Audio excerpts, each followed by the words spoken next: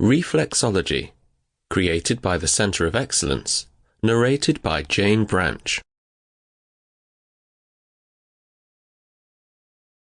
Centre of Excellence, Reflexology course, Module 1, Introduction. The history of reflexology. There is evidence that reflexology was practiced way back in time by many different cultures throughout the world. Although we cannot actually determine the true relationship between reflexology as understood by the Egyptians 4,000 years ago and the practice as we know it today, it is established that the ancient Egyptians used many different healing skills. Archaeologists have even uncovered various surgical implements and skulls that show evidence of cranial surgery. In this early technique, bore holes in the skull were often used to let out the evil spirits that had penetrated an unfortunate sufferer's brain. Dr. Shelby Riley, a pioneer of reflexology during the 1930s, maintained that it was from Egypt that the practice of reflexology spread throughout the Roman Empire. Some theorists also believe that a certain form of reflexology was passed down to the Native Americans by the Incas of South America.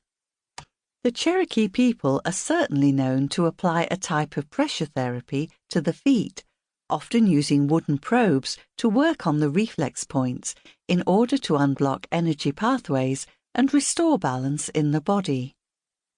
The Physician's Tomb.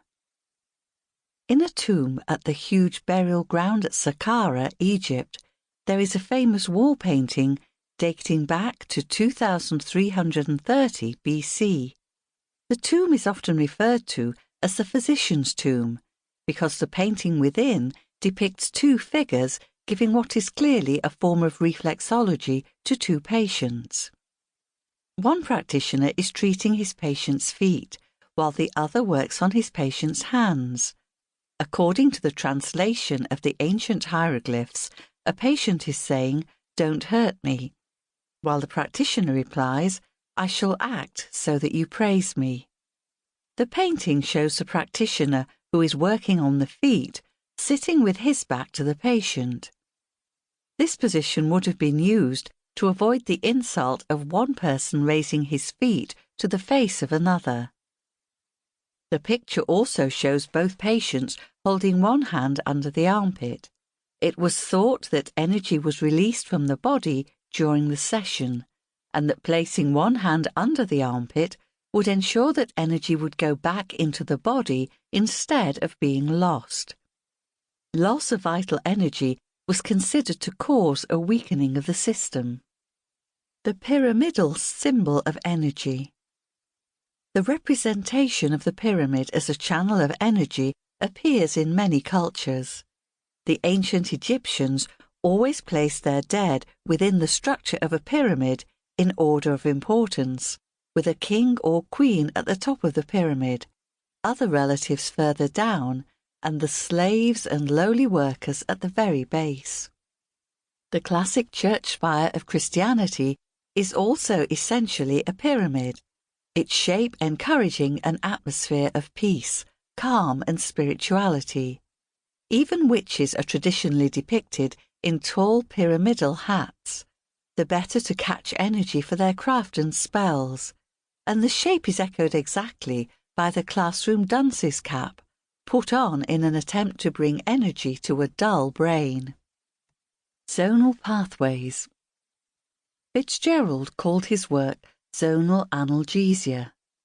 He was responsible for formulating the first chart showing the longitude lines of energy radiating through the body, which he called zonal pathways.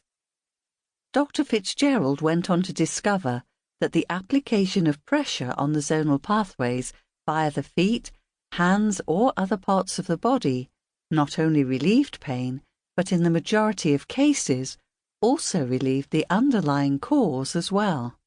The same result is experienced through reflexology today, which is based partially on the zone therapy theory. He added the horizontal zones running across the surfaces of the hands and feet, and he also discovered that deep pressure Sample complete. Ready to continue?